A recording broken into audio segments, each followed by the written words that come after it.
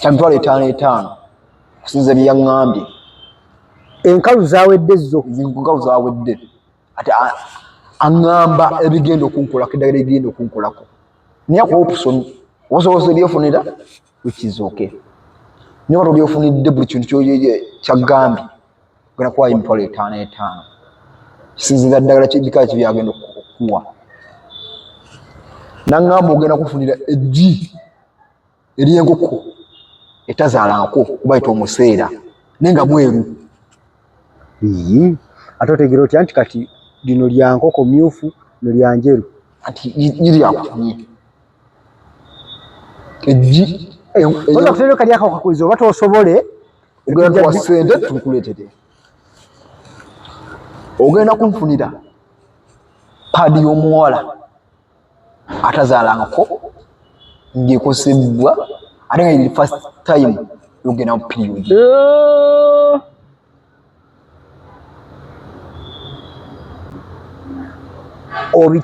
otegeera otya nti ono ye first time ye era ino padding anti yeyagambye obikulemerera sokoleke nga ndabangawo ekkobaane because waliwo akakwakulizo nti olwabiganyi omuwa ssente tolowoozaamu nti waliwo ekkobaane nti ebikugambibwa bijje mu nkalu mu ssente enkalu anti awo ensi zino okugambaka nabbiddwa nantuma n'enviiri eza namagoyi ebintu bisatu byantuma lwaffe emitwalo nga 15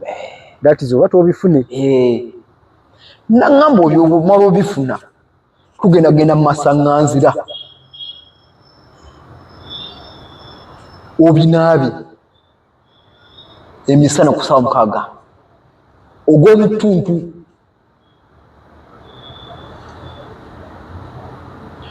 wetuvaawo tugendagenda kusezibwa ngo batasezibwa ku 6 ate ogwo gwa kiro kuli olutindo si lutindo mugga oguwuma ogwo gwe bazimbako olutindo ku gundi sebo awo nawo tulina emikolo gino okukolerawo sokoleke emabegako awo oli byaleese byogenda onaaba byanjalo nebino byakutuma kati ebyo bigenda okunaaba obudde obwo kyabadde nga kunyambulula ati first okutakiriza because ennaku zo ntono kati immediate nga bamaze ebyo nokukola bino naye nga akakukulizo olina naaba misana masaŋŋanzira zigatya iyo gye bayita amakubo gasisinkana amakwana erimu liva west east west amakubo gasaŋŋanira awo amakubo 4 bayita amasaŋŋanzira osawa 6 ng'ensi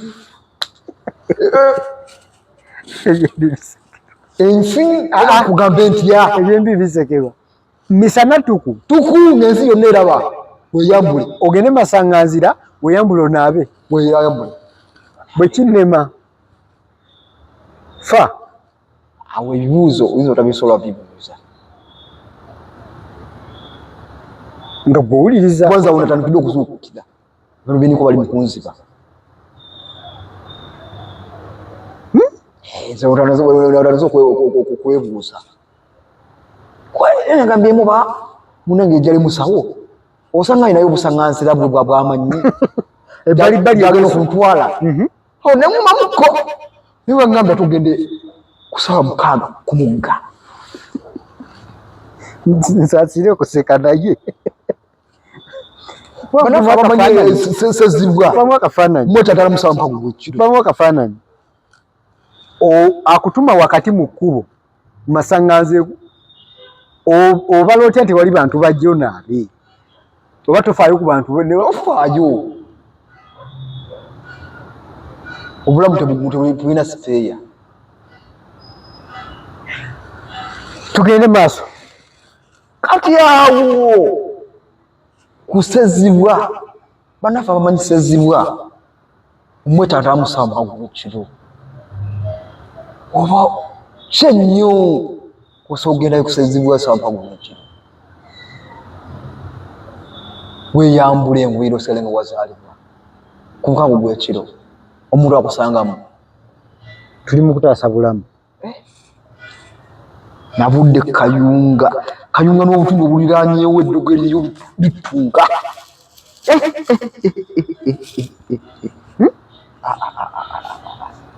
fayini sajja nokuba yabadde mutuufu byaŋŋamba naye atiddemukko nga nange omuntu wafunyemu okutya nemu okutya sobola kweyambula sawa omukago gwa misana nenyingira ekkubo ate maleyo omukago gwekiro ate ngende mumugga sisobola mwayawukanye mutya naye namugambye tadikangende noonya akasente emitwalo 15 kubanga byakutumira nabyo nga tosobola gezaako sobola kugezaako wadde n'ekimu namugoye omujerudda wasema n'oba omufunyi n'oba omulabi nga mpa enviiri omuwala n'oba omumanyi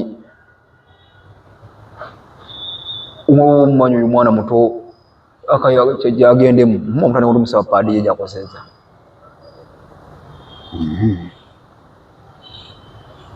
yabaffe omumanya te fayina ogirabye envugunvuguko njeru omumanya te guguso okubiika era lyeggi lyayo erisookedde ddala byonna ogenda bigaragaramu ngulaba kawaani nga tebigatta nga tubekayunga balogo n'emiriraano nolamu bulamu kati abaga kamaanyi nnyo nekiro ekyankubye encupwe kansala eyafudde kansala aliwo ayina oba yekitatta ne kansala kitatta yes jukira kansala eweeyo gundi wammwe era kasaidizeyo kayunga jukira kayunga ne mukono byebimu jukira nagamba ntibange badde bansuugenda osuula emitwe emikono byebimu sokolekedde enfa ya kitatta yabadde etinto fo kitatta story yo focus twagikoze by the way what was the thing yana byekusa ku malogo dogo kitatta yabadde dogo kwane weddira mu ntebe okisaala kiri ekiwedde yafugako emyezi 3 naye naafa mu mbeera yeeyo yeemu kitatta kankozesa embu sijja kulumiriza nnyo naye entebe yamusiza yawa sipiika woofiisi yamusiza eddogo liri mu katundu ako kayunga bugerere mukono eno mbusoga banange litunka kitatta enfa yabadde etya entuufu kitatta mu nnaku nga 2 nga agenda kulayira era obutewulira bulungi ng'omuntu nogerako mu ddwaliro nowooza bijja kuba bulungi kati musawo y'okulayira lwe nnyini ku makya nga bagenda kulayira mbeera neyongera neekula ey'obulamu bwe kati bamuleeta mumotoka gy'alayire munnange yalayira n'ebigambo tebyatuuka bulungi mu mmotoka nefaani emujja kavidiyo nakalabyeko olwamala okulayira bwati nduza eddogo lyalinga ligambye naffe katumutwale bagenda omutuusa mu ddwaliro ayi nga kitatta mufuwa jjo yemuyaga ezikaza engoye era nze abantu baawo kitasobola kubabeeramu akaputi kange 25 ndi mukatunda sikyasobola osazeewo ebibyo byonna kambitunde nzuzi famire yange obulamu nga bukyaliwo kino ekya kansala kyayongedde okunkuba encukwe kuba te ye muzaale noli nagamba tajja tajja bituulamu ente byewa sipiika era teyagitudde yakomye mu kulayira neyaliko kansala bwe yaddira bigere ekiseera kiri ekiwedde 2021 yafuukako emyezi 3 naye n'afa funa ekiseera nga kikalu kitegeeza bulijjo bwe tuwulira nti eddogo linyooka ekayunga mukono buyikwe biki lyeriri lya ddala nakkiriza netooki omusawo w'ekinasi gye yankubyemu yabadde entuufu naye obukwakkuzi bagigendedde kubona tidde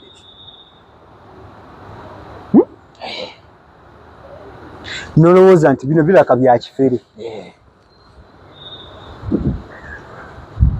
atulaba ku Focus TV tukubaza okubeera ng'otulaba era n'abali ku mukutu gwa Eblon Media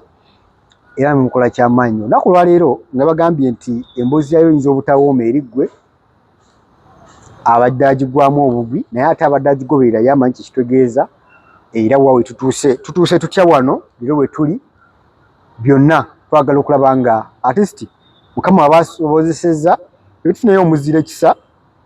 ngena kyasobola okubeera ku maybe kyayamba oba kyasobola okukolera Dennis ajja kuba oba asobola okubaako kyakola otherwise ne banafu ateekamu kasente okuli Focus Event Service bagamba nti beeyune bakolere omukolo gwo obeere nga ofuna service entuufu ddala era obeere nga naawe ofuna mulimu ogwo gwokoleddemu ebbanga eddene era gwobadde omanyi nkakasa nti bw'obeera nga ofunye saavisi zaabwe ojja kwenyumiriza nnyo mu bye babadde oba mu bye bakoledde abaana n'abazzukulu babeerere ku banoonye bakolere videography photography bakolere okutimba bakolere kyebayita juice wamu ne cake empoomu ddala so nga ate ne bannaffe abo obasanga ku TikTok Focus Event Services bannaffe aba Focus Graphics and Branding bagamba nti beeyune bakubrandingire business yo nzo boyagala banner sticker signpost billboard posters to mention naye byonna bye weetaaga nga bikolebwa computer bajja babikolerako ate era ne bannaffe aba bicycle kick bakujjukiza bagamba nti beeyune babe nga bakolako ku maanyi ag'ekisajja obeere nga otereeza amakaago ng'omuntu njagala tumalirize historia yaffe ey'olunaku olwaleero nsigira ku kifaananyi ku muntu atabeerangako mu bitundu by'omenye ebyeyo kasaidi z'ekayunga biki ebyo byoze bigwawo ebikutendewaliddwa n'ogamba ekimala kimala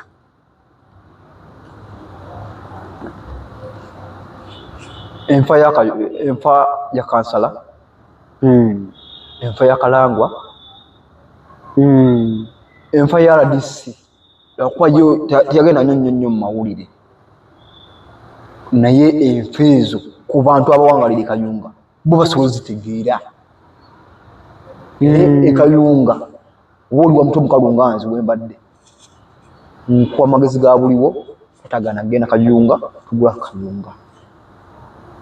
eno gende Kayunga nga nawe weesibye ebbiri otherwise obulamu buyinza okufiiraawo mu bintu by'ekisirusiru kwanduza akitwale abalogo baayo bagole batabakwatako alinza owa boodi yayamba omuntu wasimanyi kyebimwagala okumuuzisa kyekyaki atatwalanga ottaka lyamuwa apoloti akale nakagula nkwolekeza okungi nensebinga obusente bwange nekagula kati oli ayalukundesa akaana kange akato kyekyaki atafa kulungi so ebyo byonna obigatta wamu ate Sekibogo Serubogo enfa ye erimu amatankane si yaddogo yebamanzi kuba bamutuga butuzi naye era obiraba enfa si ya bulijjo ate nga n'abantu abafa obufi nga talinako linnya oba ddoboozi be bangi mubadde mwogeraawo omuntu nekyo mubalula nasale kubo abantu sale ko emono kane mbalula nafa ninga mubadde ngiri ya kusabirira tumaye kikimba gudu na yingi ngire ko ne balula nafa uli nakali mbuliri ntuli bamusanza azikidde uni yanyuse bulungi nagenda ne yebaka wata wena ko ngabidi mbwe muzati mumulaba mungeno kule nyumba yetanze kubamu akaliso ojimenya ngo mupya yakalinda mu nyumba ntai ewalonji to wamu nze wafite bangu banga ekimala kanzire kwa fi sine wafu koso gambi wamu kalisi kyazanga ko sale wode mu kyalo kanzire wafu kalisi zo ekijja kijje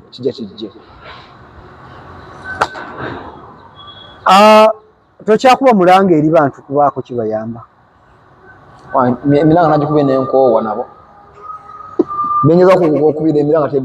bebanfeera